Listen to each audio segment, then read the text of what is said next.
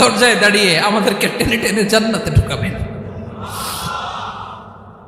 এজন্য এই বিশ্বনবীর ভালোবাসা যেন আমাদের হৃদয়ে ভরপুর থাকে। আমার ভাইয়েরা, প্রতি শুক্রবার বিশ্বনবীর উপরে বেশি বেশি যেন আমরা দুরূদ পড়ি। আমরা যখন বিশ্বনবীর সালাম দেই, দুরূদ পড়ি,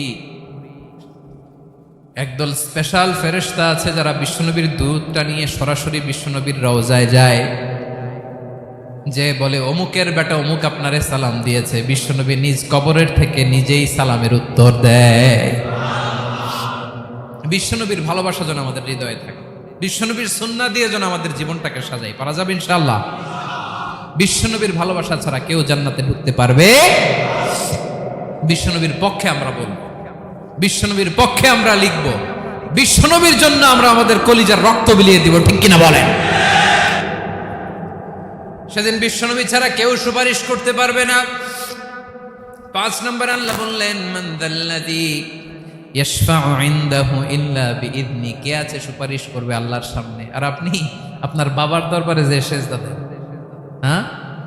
ইব্রাহিম আলাইহিস সালাম থারথার করে কাঁপবে আর বলবে নাফসি নাফসি, আল্লাহ আমারে বাঁচাও। মুসা আলাইহিস সালাম থারথার করে কাঁপবে, আল্লাহ নাফসি নাফসি, আমারে বাঁচাও। আর আপনি পীরের দরবারে যে সেজদা দেন। কোথায় আছেন আপনি? খবরদার, কেউ বাঁচাতে পারবে না। যাকে ইল্লা আল্লাহ যাকে অনুমতি দেন, বিশ্বনবীকে দিবেন, নবীদেরকে দিবেন। এরপরে আল্লাহ তার স্পেশাল ওয়ালিদেরকে, মুত্তাকিনদেরকে, শহীদদেরকে, সিলেক্টেড বান্দাদেরকে দিবেন। কিন্তু কাকে দিবেন, কার জন্য দিবেন, দুনিয়ার কেউ জানে না। একজন ছাড়া, তিনি কে? আল্লাহর ওয়ালিদেরকে, নেককার লোকদেরকে আল্লাহ সুপারিশের অনুমতি দিবেন। কিন্তু আপনি যারে মানেন, যার পায়ে সেজদায় লুটিয়ে পড়ে থাকেন, তারে যে আল্লাহ দিবেন, এটার কোনো গ্যারান্টি আছে? কথা বলেন। এজন্য জপতে হবে একজনের নাম। আওয়াজ করে বলুন, তিনি কে? আয়াতুল কুরসির 5 নাম্বার কথা হচ্ছে, সেদিন কেউ কারো উপকারে আসবে না, সুপারিশ করার সুযোগ পাবে না, আল্লাহ যাকে অনুমতি দেয় তিনি ছাড়া। আল্লাহ যদি কাউকে দয়া করে অনুমতি দেয় তাহলে করতে পারবে, তাহলে পারবে। সেই কিয়ামতের দিনটা বড্ড ভয়ঙ্কর, কেউ সুপারিশ করার সাহস পাবে না। আরে আমার অবস্থা কি আমি জানি না, আমি আবার কারোর জন্য সুপারিশ করব? কথা বুঝেন নাই? আমার কি হবে আমি জানি, তা আমি আরেকজনের নিয়ে টেনশন করার সুযোগ কোথায়? ইয়া নাফসি ইয়া নাফসি, আল্লাহ আমারে বাঁচাও, আমারে বাঁচাও, আমারে বাঁচাও। কাঁদতে কাঁদতে মানুষ হয়রান হয়ে যাবে, এ নাকি আবার আরেকজনের বাঁচাও।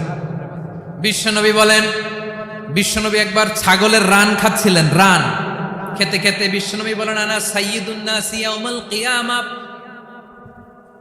আমি কিয়ামতের দিন সর্বশ্রেষ্ঠ হব, মানুষের মধ্যে সর্বশ্রেষ্ঠ সেরা আমি বিশ্বনবী। আলহামদুলিল্লাহ পড়েন। বিশ্বনবী বলেন, সেদিনটা বড্ড ভয়ঙ্কর।